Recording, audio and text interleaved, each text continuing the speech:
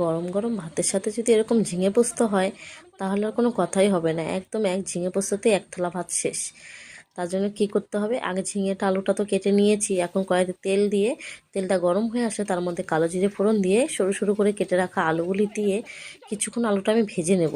আলুটা ভাজা হয়ে আসলে তার মধ্যে আমি ঝিঙেটা দিয়ে দেবো। ঝিঙেটা দিয়ে একটু হলুদ গুঁড়ো আর স্বাদ মতো লবণ দেব, দিয়ে কিছুক্ষণ নেড়ে চেড়ে আমি ঢেকে দেবো আলু আর ঝিঙেটা সিদ্ধ হওয়ার জন্য। মোটামুটি সিদ্ধ হয়ে আসলে তার মধ্যে আমি একটা বাটা মশলা দেবো। বাটা মশলার মধ্যে আছে পোস্ত, জিরে আর অল্প সর্ষে আর কাঁচা লঙ্কা। সেই বাটাটা দিয়ে আরও কিছুক্ষণ নেড়ে চেড়ে ঢেকে দেবো।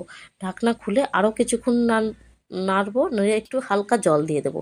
জল দেওয়ার পরে কিছুক্ষণ রান্না করে তার মধ্যে দিয়ে দেবো আমি চেরা কাঁচা লঙ্কা, আর দিয়ে দেবো একটু স্বাদের জন্য চিনি, আর 1 চামচ সর্ষের তেল, কাঁচা সর্ষের তেল দিয়ে বাস নামিয়ে রেডি আমার ঝিঙে পোস্ত। তোমরা চাইলে একটু ধনেপাতা কুচি দিতে পারো, আমি একটু দিয়েছিলাম।